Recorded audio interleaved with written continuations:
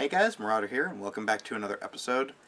The topic of the episode, obviously, is the Sega Genesis is turning 25 years old, or has turned as of this recording. I'm recording this August 30th, 2014. On the 29th of August, the Sega Genesis hit its 25th anniversary of being released in the United States. And I did a video similar to this for the Nintendo Game Boy, and I spoke about how much the Nintendo Game Boy meant to me growing up. And as important as the Nintendo Game Boy was to me on the handheld side of things, the Sega Genesis was the same to me on the console side of things. It's really hard to describe what it was like as a kid going from an 8-bit Nintendo to a 16-bit Sega Genesis. I mean, it's almost like the jump between standard definition television and high definition television. Everything had more detail. Everything was more immersive. Everything was more colorful. There was more going on. The backgrounds would move. There was parallax scrolling. There was more enemies on screen, less flickering, less slowdown. It felt like the next step in gaming. And some would say the best step in gaming. Growing up, my oldest sister had a Nintendo, and obviously I've talked about it before, but just how much I loved the Nintendo Entertainment System, and how my first game, Ninja Gaiden 2, was on the Nintendo Entertainment System, and that's not the kind of game you get for a kid, but but growing up, she ended up selling the Nintendo Entertainment System through the paper, which you never do anymore. You do Craigslist, but at the time you'd put an ad out in the paper and people would call the house. And I remember there used to be a shopping list of what was still left in her collection, what games she had, accessories, and so forth. And so if people called, we could say, well, we have Mario 3 and Tetris and things like that. And she eventually sold it all and used the money to purchase a Sega Genesis. The first time I ever saw a Sega Genesis, laid eyes on a Sega Genesis, was at a Sam's Club. It was a big warehouse store, and my mom took me there, and I would always just disappear. Where's the video games?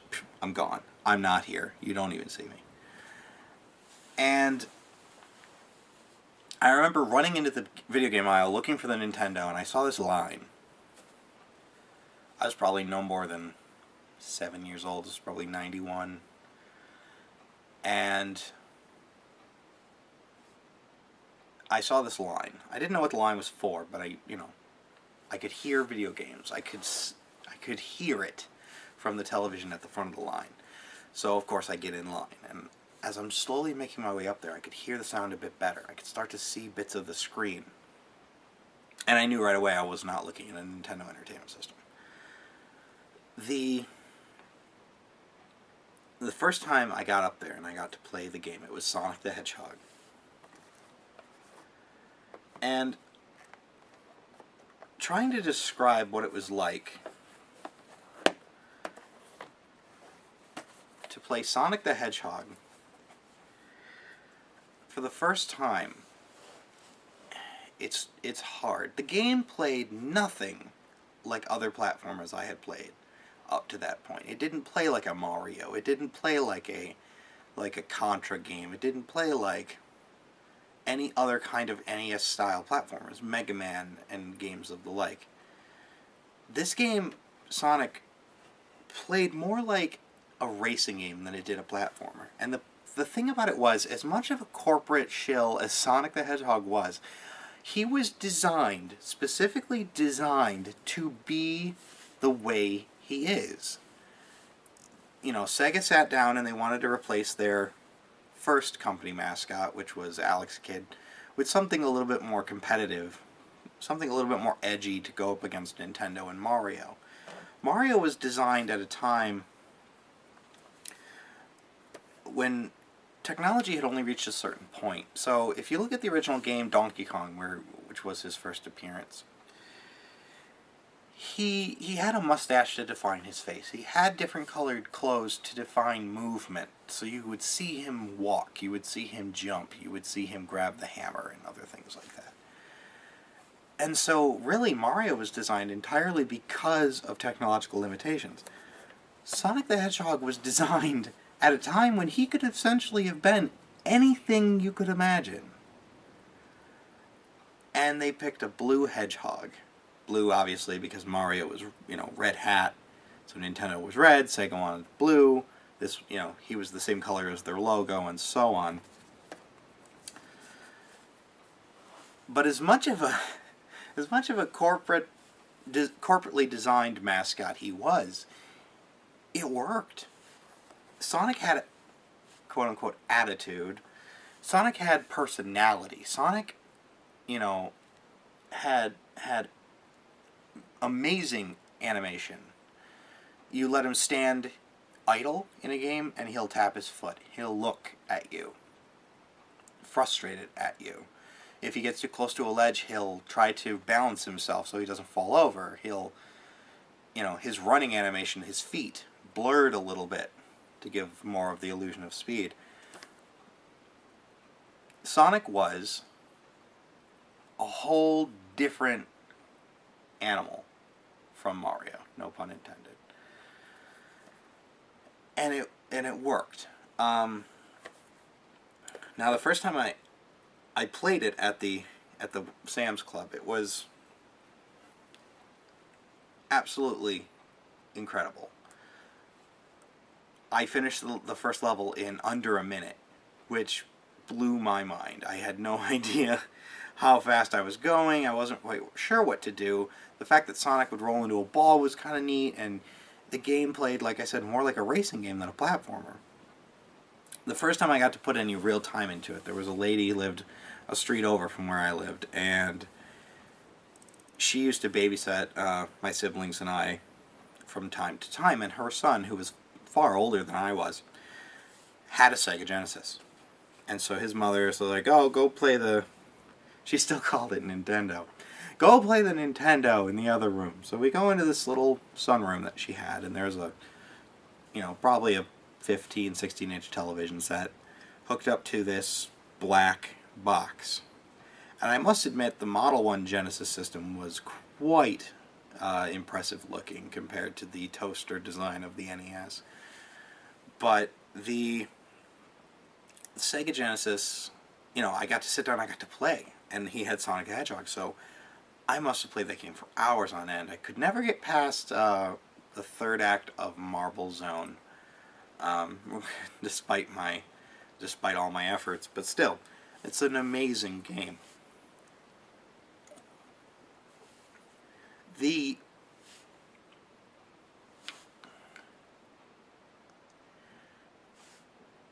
thing that the Sega Genesis did that I found was really impressive came a little later. Like I said, my older sister had sold off her Nintendo. She also sold off my copy of Ninja Gaiden 2, which I was very upset by because that was my game, and so on and so forth. You know how you are as a child.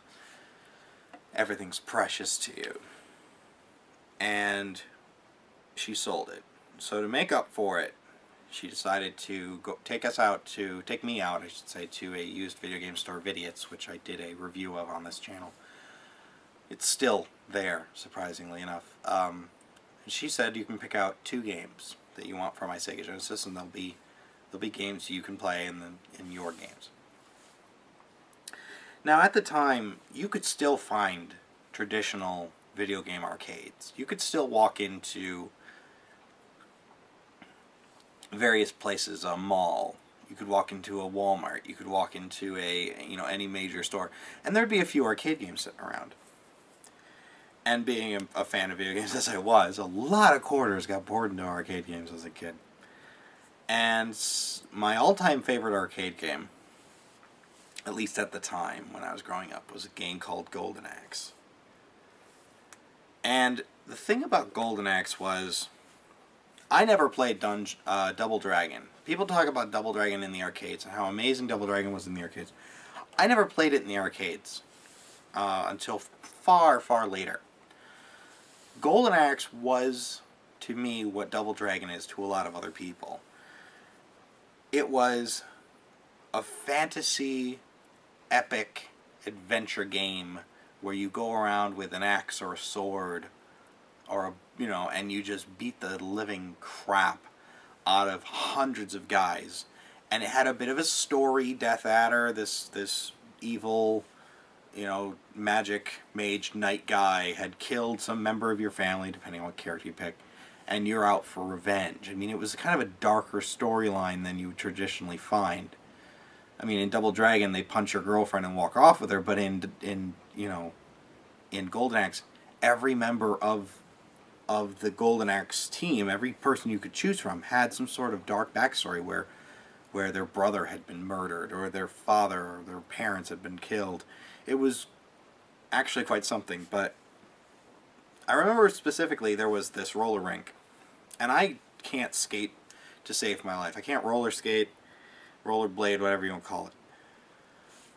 But the way they had the arcade set up in that place was it was on the other side of the roller rink. So the only way to get to the arcade, they had maybe 24 machines against the far wall. The only way to get to the far wall and get to the arcade games was to put on some roller skates and roller skate across the place and get to the other side.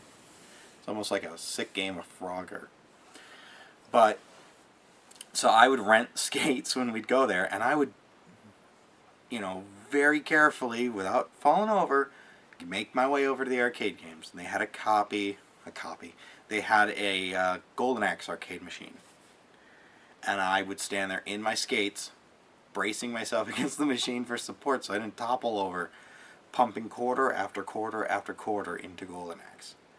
Never was able to beat it in the arcade, but, so be it. So, when my sister bought a Sega Genesis, the one thing the Sega Genesis did very well was arcade ports, especially Sega's own arcade machines. Games like Afterburner, Space Harrier, and the like, all made very good translations to the home systems. And we went out to the Vidiot store, and she said you can pick 2 games, and they're just yours. And I chose Sonic the Hedgehog, and I chose Golden Axe. I had no idea that Golden Axe was on the Sega Genesis. I knew the name from the arcade, so that's the one that I wanted. Back on the Nintendo and back on the 8-bit systems, it was very rare that you would find a arcade port to the NES that was, I won't say good, because there were a lot of good arcade ports, but they're, that were exactly what you remember. They're always a little trimmed down, they're a little changed. Double Dragon on the NES doesn't have 2-player mode in the campaign. The Donkey Kong port doesn't have the final level, the Cement Factory or the Pie Factory, whatever people call it. But Golden Axe on the Genesis was 99% perfect to the arcade. The sound was a little different, the colors were a little different, but it was so close. And on top of that, not only was the entire game there, every single level, but they added levels. They added a level at the end of the game, where after you defeat Death Adder, you go into the castle to fight the actual Dark Lord that was controlling Death Adder. It's really it was unheard of, but it was so close to the arcade. And I think that's what I'll always remember about the Sega Genesis. It had amazing arcade ports. Games like Altered Beast, Afterburner, Space Harrier. I'm trying to rattle off a couple more. Captain America and the Avengers. All very, very good ports that were almost perfect. Some were even better than the arcade. I would argue that Golden Axe is a better game on the Genesis than it is in the arcade. And I took the games home, and I played them, and I played them, and I played them. And the thing that I don't think a lot of people understand is, growing up, I wasn't into games. I liked games, and I would play games every chance I got. But I wasn't the kind of person at the time, being 6, 7, 8 years old, who would follow games, who knew everything about games. I would just play whatever we had in the house, whatever my sister ended up buying. We'd go out to Blockbuster or Family Video, and I'd rent a game, and I didn't know what it was, and sometimes it was good, and sometimes it was bad, and I'd sit and I'd play it.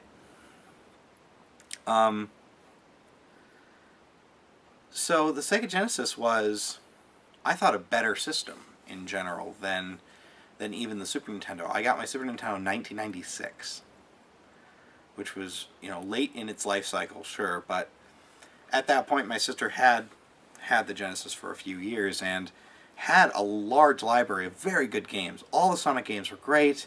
Golden Axe was great.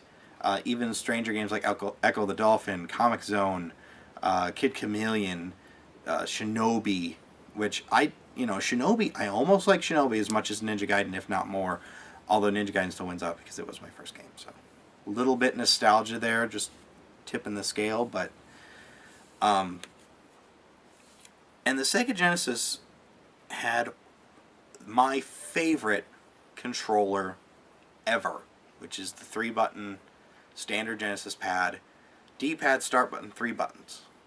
In actuality, it didn't have any more buttons than the NES controller had, but it was bigger, it fit in my hands a bit better, it didn't have those, sharp, I won't say sharp corners, but those, very 90-degree angled corners. It was more ergonomic, it was curved, it had a little rest in the back for your fingertips and things. So it was more comfortable. The, and then the 6-button controller is my preferred way of playing fighting games to this day. Give me a 6-button pad over a arcade joystick and buttons, and I'm pretty happy. I'm a happy guy. And even some of my favorite fighting games were on the Genesis games. The port Championship Edition of Street Fighter 2 on the Genesis, I think, is a far better port than the ones on the Super Nintendo.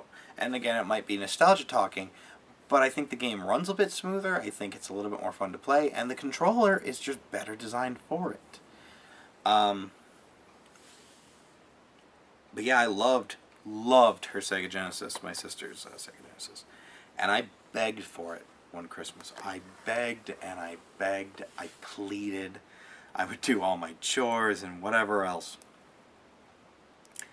And that Christmas I got a Super Nintendo, which was my first console that was actually mine, and I loved it to death. And don't get me wrong, I'm not putting the Super Nintendo down at all, but I was a little crushed I didn't get a Genesis. My mom's theory at the time being that your sister has the Genesis, you have the Super Nintendo, you get the best of both worlds. You can go to Blockbuster, rent anything you want. And it was, that's true. But I would still go to my sister's room and play Genesis more often than I'd play Super Nintendo. The weird thing about the Sega Genesis, and the thing that I don't think a lot of people realized, was the Sega Genesis had,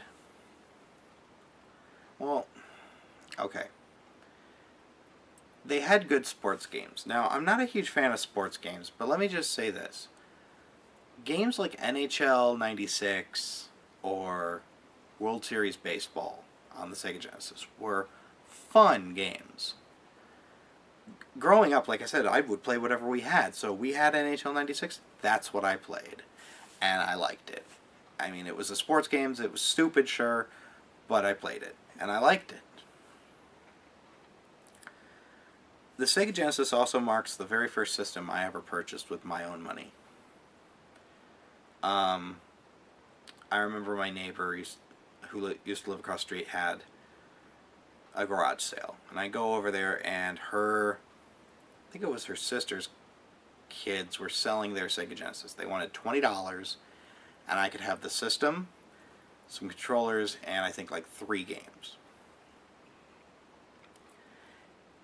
And I ran to the nearest yard that looked a little overgrown, knocked on the door, and asked for $20 to mow the lawn. So I go a couple houses down, knock on this guy's door. I said, I will mow your lawn for $20. Please. And he says, oh yeah, sure. Knock yourself out. So I run back to the garage sale, and I said to my neighbor, that's mine. Don't sell it. I'm going to get the money. I'm going to go mow a lawn right now. And I ran across the street, and I grabbed my lawnmower, and I pushed it down the street for a good couple minutes, mowed the guy's lawn, did, a good job. I didn't want to rush it or anything, even as excited as I was. I ran back to the garage sale, and I said to my neighbor, I said, aha, I have the $20. Where is my Sega Genesis? And she said, oh, I sold it. And I just about fell apart. And the thing was, at the time, it must have been at least 97, 98. At the time, my sister had already sold her Sega Genesis to buy a Sony PlayStation. I had a Nintendo 64 at this point as well in 97. And I was destroyed. Absolutely beside myself. And then I think she realized what she did. And I think when she saw my face, she kind of pulled herself back and she goes, oh, no, it's in the house. I was just kidding. So she brings it out. She brings out a box of games and she goes, now you can pick 3 of the games. I don't care what you pick, but just 3. And that's it. $20. So I handed her the $20. I picked, I still remember to this day, NHL 96, Cyberball, which I still think is a fun football game. I mean, it's great multiplayer. It's not that great a game in general, but it's fun. And like I said, I had a lot of fun in multiplayer. And Disney's Aladdin.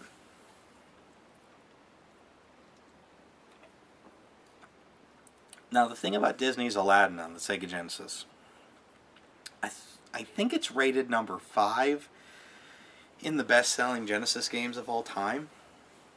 And for a movie licensed game, that's not only something that is unheard of. Like, you rarely ever see that in a console's, top selling list. You never ever see a movie licensed game. I don't think that happened again until the N64. I think GoldenEye is up there, and on the PlayStation, one of the Harry Potter games is up on the top 10 list of best-selling games ever. And that's when I started really collecting retro games. I'd go to Funko Land when it was still around. I'd go to Vidiots, and I would buy up Genesis games. I love the Genesis. And it's hard to say why. Like I said, I had a Super Nintendo, and that was my first console, and I love my Super Nintendo. And I don't want to make it seem like what I'm saying puts the Super Nintendo down in any way. Super Nintendo was great. But the Sega Genesis had something in the way the games played, in the way things felt, in the way it sounded. And I don't care what anyone says about the sound chip in the Genesis. You can argue which one's better, the Super Nintendo or the Genesis. The Super Nintendo will win in terms of quality, but there was something I liked about the Genesis sound chip. And when used properly in certain games, it worked really, really well. Games like Sonic the Hedgehog, Streets of Rage, Echo the Dolphin, Comic Zone, Mickey and Max Global Gladiators, Dinosaurs for Hire. There's a lot of really good music on the Genesis coming out of that sound chip, and I don't think a lot of people give that system the credit it deserves when it comes to the sound chip. Another interesting thing about the Genesis was it was the system that got me into RPGs. Up to that point, I think the only RPG I had ever played was Pokemon. And I remember back in high school, there was a kid who, he liked retro games as much as I did. And he said to me, he goes, oh, I've got this collection of Genesis games you can play on your computer. And I thought, ooh, neat. Genesis games to play on my PC. So he hands me a copied CD. And yes, it was pirated, of course. Back then, if you could get away with it, you might as well. And It was the Sega Smash Pack Volume 2, and it had a couple of games on it. It had Vector Man 2, Sonic the Hedgehog 2, Super Hang-On, I think, was another one that was on there. Dr. Robotnik's Mean Bean Machine, maybe. But the one game I always... Oh, Kid Chameleon was on there. But the one game I always remember is Shining Force. And I didn't quite understand what Shining Force was. I mean, because I was playing it like any General Genesis game. And it obviously wasn't. It was an RPG. It was a strategy RPG. But it was a very simple strategy RPG and a very approachable game for someone who was not versed in how RPGs worked. You had a party of characters, you moved them around the screen one at a time, played very similar to games nowadays like Advance War, Tom Clancy's Shadow War on the 3DS, for example, or Fire Emblem. I can't believe I brought up Shadow Wars. But the game was turn-based strategy, you get into fights. But there was no armor to keep track of. All you had to make sure of was that your party members had adequate health, adequate healing potions and the like, and that they had a good weapon. And as long as you had that, the game was pretty easy. And I remember it helped me understand RPG mainstay concepts, going into towns, talking to people, searching for goods, finding party members, leveling up my characters, protecting your main character, because then you lose the battle. And again, the music in Shining Force was great. And I became a Shining Force fan based entirely on a pirated copy of the second game, or the first game on the second Smash Pack. And to this day, you do not see Shining Force games on collections all that often. You pick up, the Sega Genesis collection for PS2 or PSP, and it's not there. I'm not even sure if it's on the Sega or Sonic's Ultimate Genesis collection on the 360 and PS3. I might be wrong on that, and I kind of hope I am, but I'm not. I don't think it was. On top of that, the Genesis system, I thought looked a lot better. My sister had the Model 1, the high-definition graphics model with the headphone jack, which was the most useful thing ever. I would sit in her bedroom till late into the night, and I would try not to wake her. She'd fall asleep. She'd let me play, and she'd try to go to bed. And I would she'd give me a pair of headphones. Here, put these in, and play, and leave me alone, and let me go to sleep. And I always thought the system looked really nice. If you put that on a shelf, it looks very futuristic, very forward-thinking in terms of a design. I mean, yeah, okay, it was only a cartridge slot, 2 controller ports, and a headphone jack with a volume control. But I mean, the way it was laid out, it looked like something out of like Star Wars or Star Trek, some kind of sci-fi something or other. That I don't know. Just the way the console looked. On top of that, the Genesis games came in these clamshell, I guess what they call clamshells, but hard cases. You open it up. There's your manual. There's your game. And then when you're done, you put it back. You put it back on the shelf next to the system. Looks very organized, very nice. My Super Nintendo games, in the meantime, cartridges only. I'm trying to, keep the boxes around. I've got the manuals in another box somewhere in case I need them. But the Genesis, everything was in a box. Everything went on a shelf. End of story.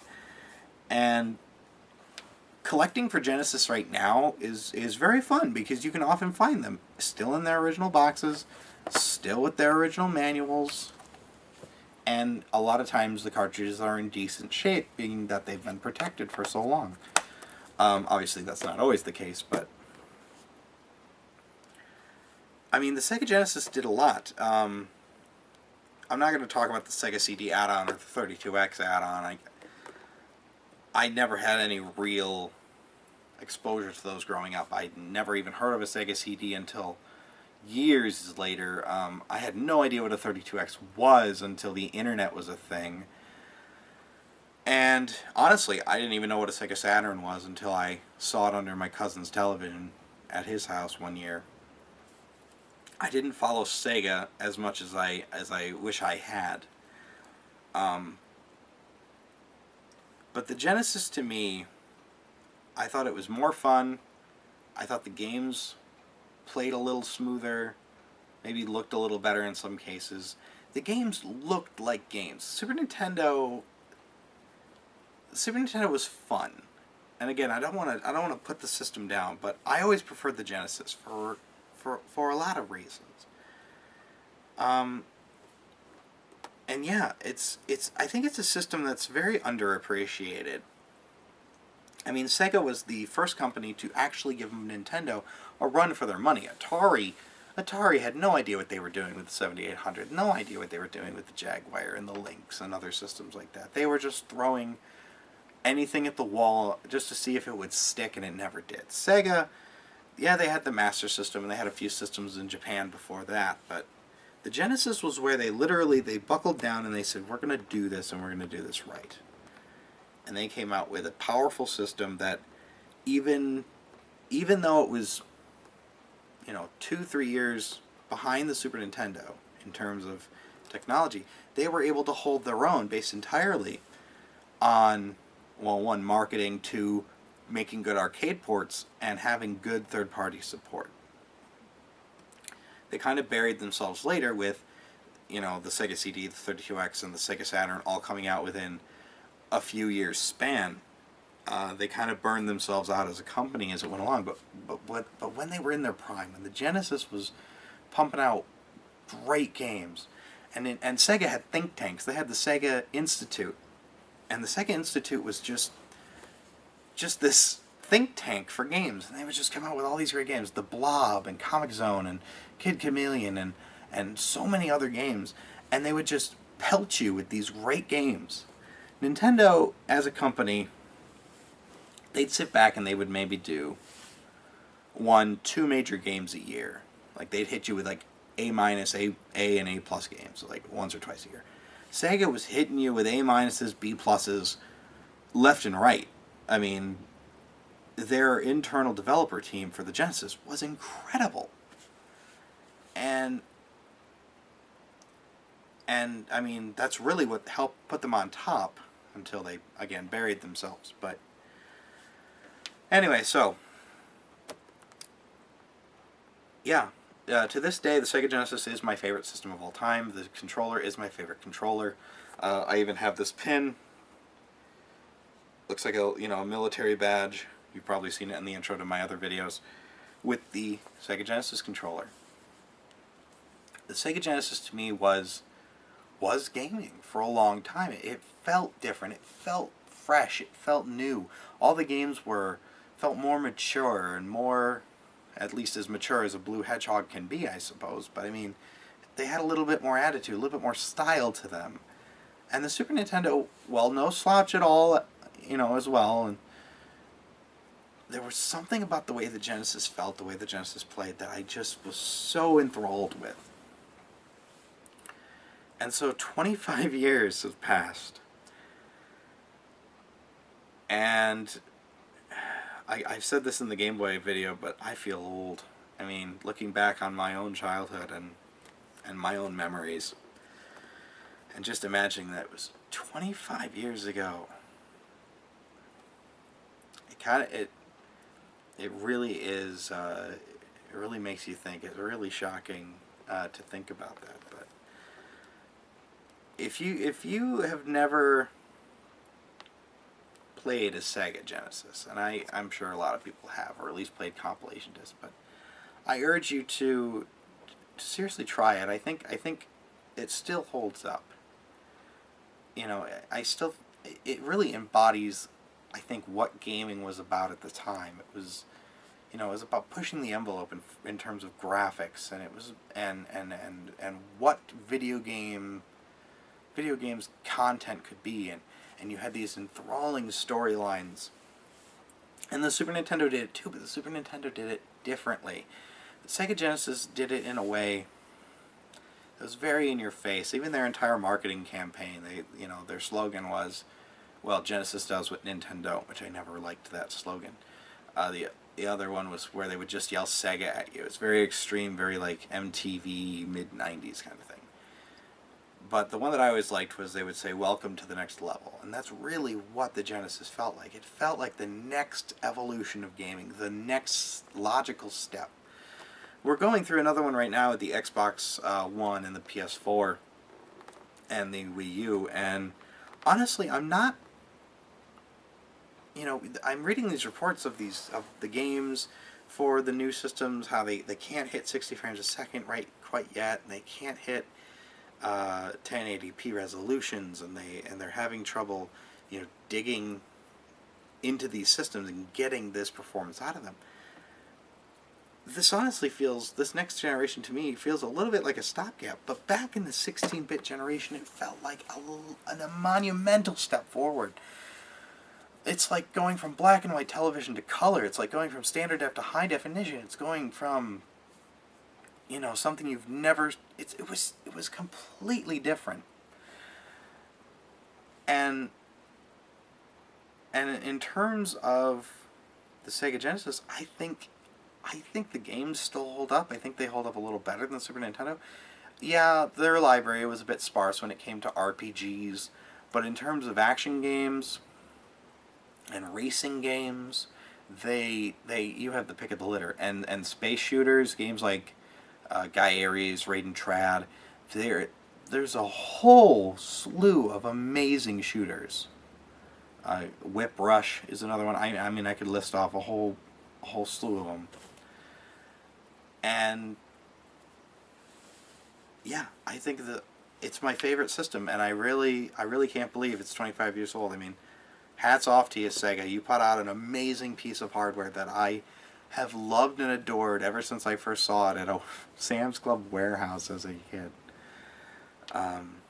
So with that being said, I thought we'd go through a quick list of some of the games on the Sega Genesis that are my personal favorites. These are obviously not all of them, just a small selection. My Genesis collection has grown immensely the last few years, and I think it's really interesting. Some of the games in the library, like games like Trampoline Terror and Blades of Vengeance and Awesome Possum, just these quirky, weird games. But these are some that I think you really should try if you haven't already. I'll start off, of course, I've been showing him off Sonic the Hedgehog. This is the first one. This is the not for resale edition when they used to be packaged with the second model Genesis. Like I said, different to Mario, faster. I don't really have to describe this, do I? It's Sonic the Hedgehog. There were, I believe, 5 Sonic the Hedgehog games. 6 if you count the Art Studio game, but I don't. There were Sonic 1, 2, and 3, Sonic and Knuckles, Sonic Spinball, so, okay, 6. And then Sonic 3D Blast. All of the games are good. Sonic 3D Blast is an acquired taste. I personally like it. I mean, enough to play it. It's not my favorite, but it's okay. And Sonic Spinball, I think, is a great game. I mean, like I said, they took Sonic and put him in a pinball table. I mean, come on, that was like the most imaginative thing ever. But I mean, this is the face of Sega. This is the face of a generation. This is this was the first video game character to have a balloon in the Macy's Day Parade. I mean, Sonic was a big deal, and part of the reason he was such a big deal, his games were good. His games were good, and they still hold up. They're still enjoyable. I still love playing them. Yeah, so Sonic the Hedgehog, all of them. Play them all. They're great. Not that I have to say that, but I'm going to say it anyway. Next on the list, Golden Axe, again, personal childhood favorite. Great beat 'em up.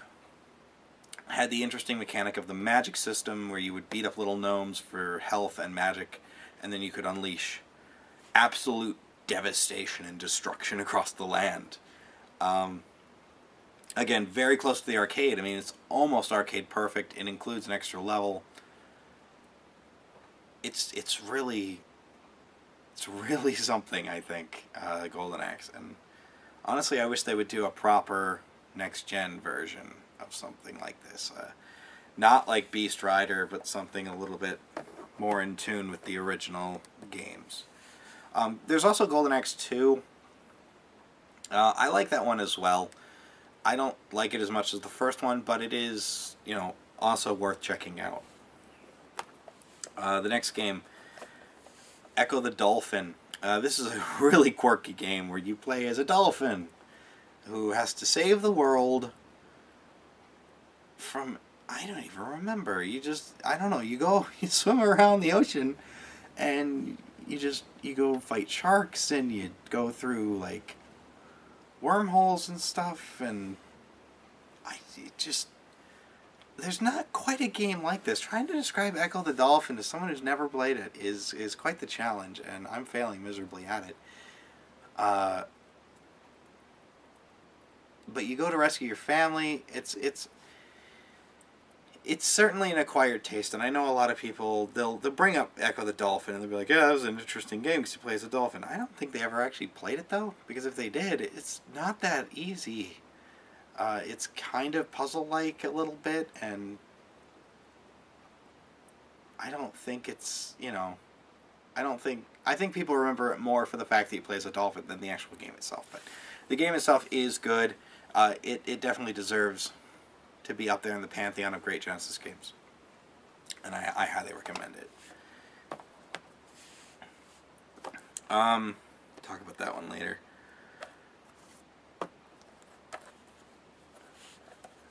Next one, Streets of Rage 2. This is my favorite beat 'em up of all time, hands down. Beats out, Turtles in Time on the Super Nintendo. Beats out Knights of the Round. Beats out Sunset Riders. Streets of Rage 2 is the best beat 'em up ever made. Beats out all the Final Fights by a long shot. I don't even care. This game is incredible. Streets of Rage 1. It was good. It was like a good starting off point. But Streets of Rage 2 is where they nailed everything just right.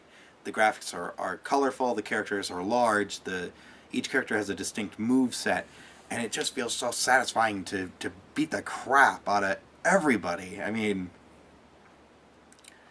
it really is unlike any game, any other beat 'em up, and has its own style. And the music, the soundtrack to this game is one of the best soundtracks ever. It has some of the best music ever made.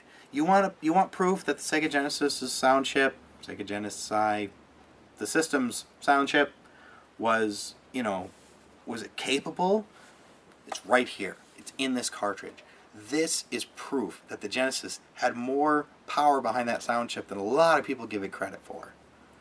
Best music on the Genesis by a long shot. One of the best soundtracks ever. One of the best games ever. Streets of Rage 3, I haven't played very much because it's hard to find a copy of that, and when I do, it's really expensive. I'd really like to find a copy of Streets of Rage 3 sometime, but I've heard it's not as good. But yeah, Streets of Rage 2, amazing game. Next game, Earthworm Jim. Earthworm Jim is a great example of a game that, when ported to the Super Nintendo, even though the Super Nintendo is graphically superior, in terms of audio far superior, the Genesis version of Earthworm Jim is the superior version. It sounds better, it plays smoother. I think the game looks a little bit more colorful. It really is an amazing game. When you compare it to the Super Nintendo version, there's really no contest. Even though the Genesis is technically less powerful, it plays this game better. You could put that up to bad porting, and I don't know, but Earthworm Jim, this game is balls hard, tons of fun. Again, it's a character, he's a worm in a power suit. You would never see this concept done today. Maybe in an indie game, but never in a major release, and by far the Genesis version is the best version, without a doubt. Go through some of the loose cards I grabbed. Shinobi 3, Return of the Ninja Master. Shinobi being Sega's Ninja. It's like every company had to have a ninja. Hudson Soft's TurboGrafx had Ninja Spirit, the NES had Ninja Gaiden, Sega had Shinobi. And I thought Shinobi 1 was okay. Arcade game, it was fine, you walk around and rescue people. Shinobi 2, or The Return of Shinobi, was, a good game. It was a really early Genesis game, so graphically it was maybe not as impressive as it could have been. The animation was a bit stilted, but the game was still fun, still a blast to play. But Shinobi 3 was the culmination of everything they've learned on the Genesis. This is quite a late release in the library, and it's absolutely incredible. The animation on Shinobi himself is great. You can wall jump, you can throw shurikens, you have a sword, you have different magic abilities that come into play. And the boss fights are great. And again, the music, very catchy, very memorable. And again, this is another game that shows off what the Genesis chip is capable of when put in the right hands. People don't give enough credit to the Genesis sound chip, and I think it's really, really a travesty. Another game, Alicia Dragoon. This is a really fun platformer, kind of a platform action game. Very strategic in that you have this creature that follows you, and you can swap them out for various other creatures throughout the game. And very fun platformer, lots of personality. Again, very colorful game, and kind of a cult classic on the system. I bought this from a girl in one of my college classes, and I didn't even know what it was when I bought it from her, because if I'd have known, I'd probably have offered her more money. Just because I'm that kind of guy, I guess. But I'm glad I have it. It's lots of fun. I'm kind of hoping I'd find the box, but I have the cart for now. But it's a really fun game, worth checking out. One of my other this goes in the top 5 favorite Genesis games ever, is X-Men 2 Clone Wars. The X-Men games on the Genesis are kind of hit and miss. Wolverine's Adamantium's Rage is pretty mediocre. The first X-Men game, while fun, has its flaws, but this, X-Men 2 Clone Wars, is the best X-Men game you will ever play on the retro systems. I mean, I don't want to equate it to current X-Men games, but I mean, this game made you feel like an X-Men. Made you feel like a mutant. You had unlimited use of their mutant abilities regardless of who you chose. There was a plethora of characters to pick from. There was Beast and Nightcrawler and Gambit and Psylocke and Wolverine and and Beast. It was really, really impressive. And eventually you got to play as Magneto if you got far enough. I mean, this game was incredible. And again, the music was great. Another game that proves the Genesis is capable of great music. It also has a really great opening where you just put the cartridge in, turn the system on, boom, you're playing. The game auto-selects a character for you and drops you directly in. There's no title sequence until after. There's no, there's no starter options menu. I mean, this game is balls hard, and it will, it is just one of the most satisfying action games to play on the Genesis. 2-player mode can get a bit weird because of the camera, but still worth playing. Another game, and this is a rental copy, but this is a game called Steel Empire. It's a shooter where you play in a steampunk style world as either a biplane or a zeppelin. And it's one of the best shooters I've ever played. It's got so much personality, and again, it looks amazing, sounds good. The Genesis, again, was capable of some really nice shooters. Games like Guy Aries, Reed and Trad, Whiprush, and this one especially. Even Forgotten Worlds, which I don't think a lot of people bring up. But Steel Empire is by far my favorite shooter on the system, and if you're a fan of games like R-Type, Gradius, games like that, I would give this a shot. I would go look for this. Interestingly enough, I noticed on the 3DS eShop, this is actually available for download. I think they remastered it or whatever. However, it's $29.99 US dollars, which is a lot, I think, for this, because I bought this cart for nowhere near that. I think I bought it for about $10. And, yeah, like I said, really good game. Shame I don't have the original artwork, but it does come in the case, and it has a repo manual. This is obviously a rental copy, but it looks like it was taken good care of, so I don't mind it too much. But yeah, if you like shooters, Steel Empire is the absolute one of the top tier shooters on the system.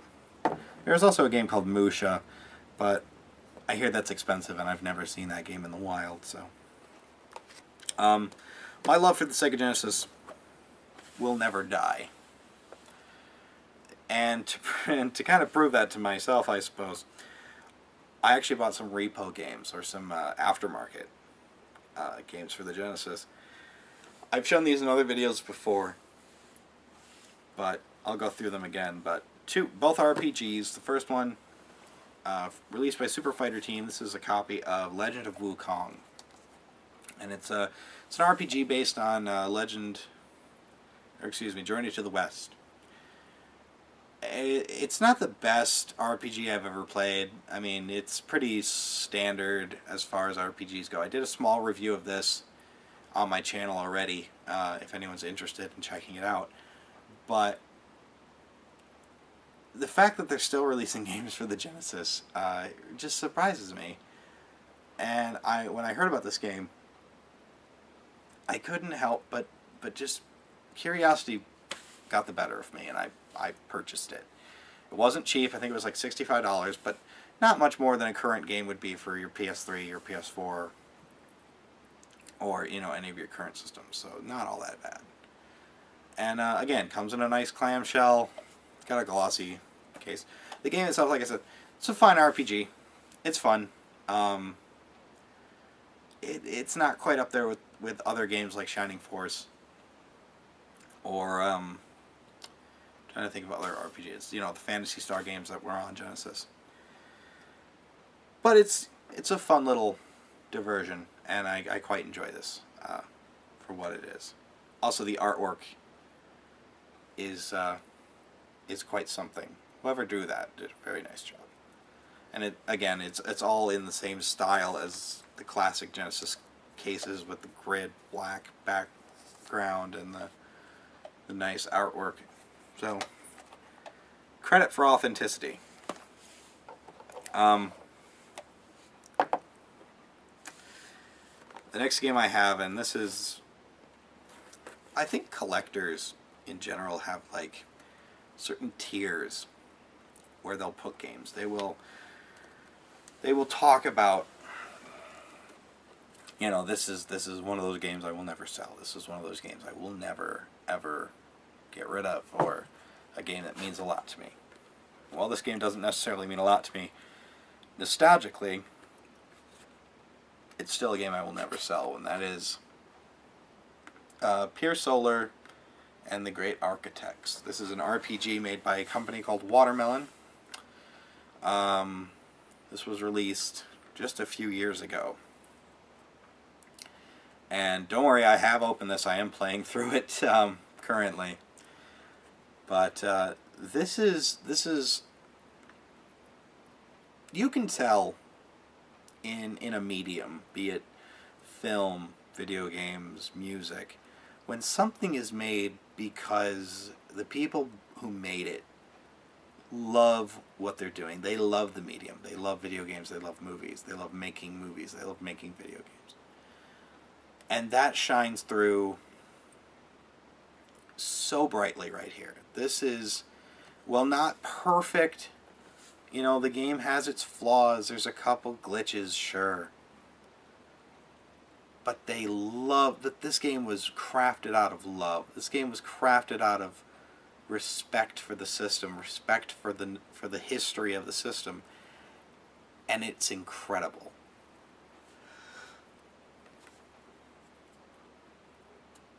This is by far one of the best, not only best games on the Genesis, but one of the best games I've ever played. It's one of my top 5 favorite RPGs of all time.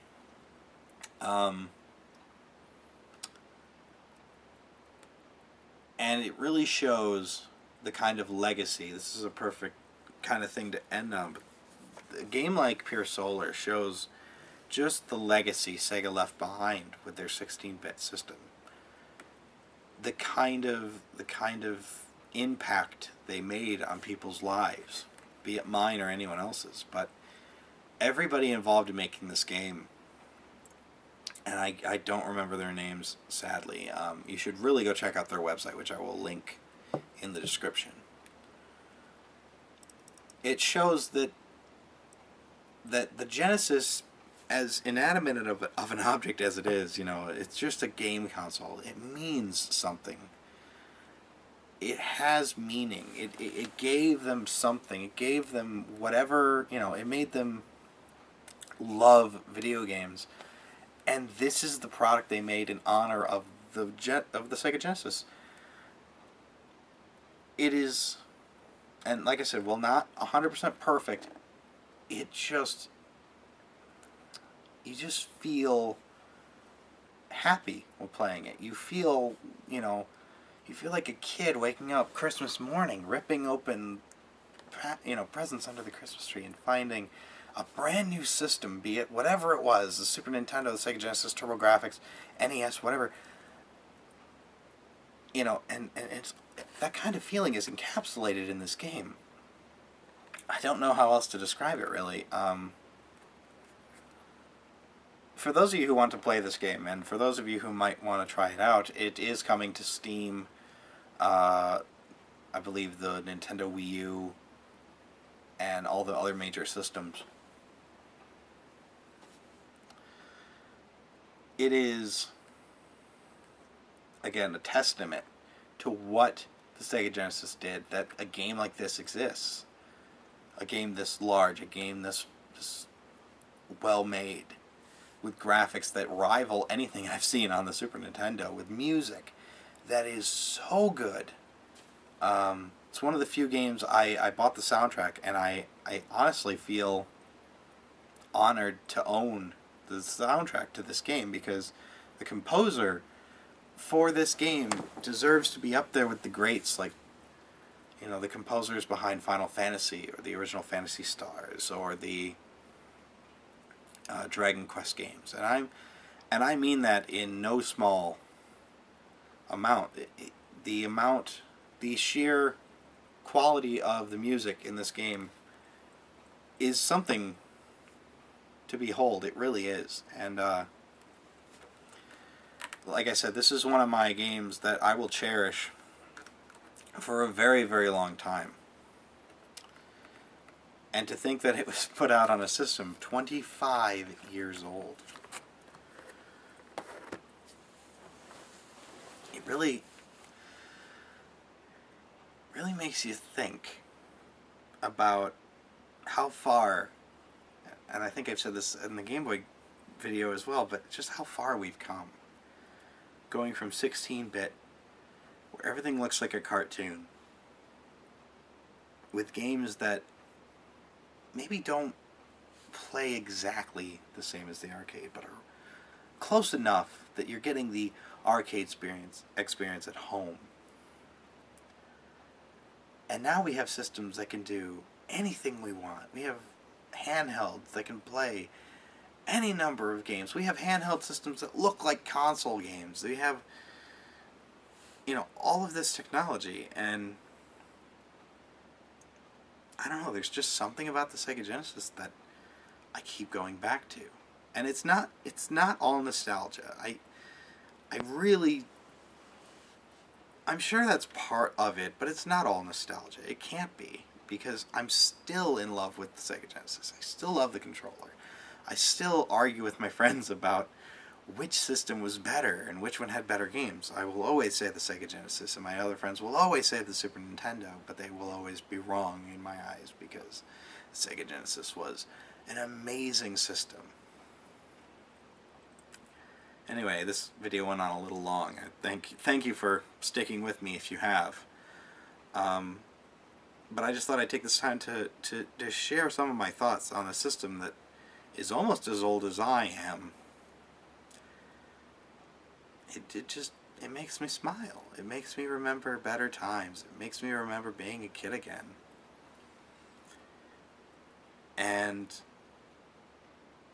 yeah, Sega did a fantastic job with the Sega Genesis, and it really was the start of something amazing. It really was the start of another company that really could rival Nintendo. Granted, they, like I said, fell apart, but you know, for all the wrong they did as a company, for all the consoles they put out that they didn't support well enough, for all of the choices they made, they did the Sega Genesis absolutely right. Yeah. So, thanks for watching, and I'll catch you guys later.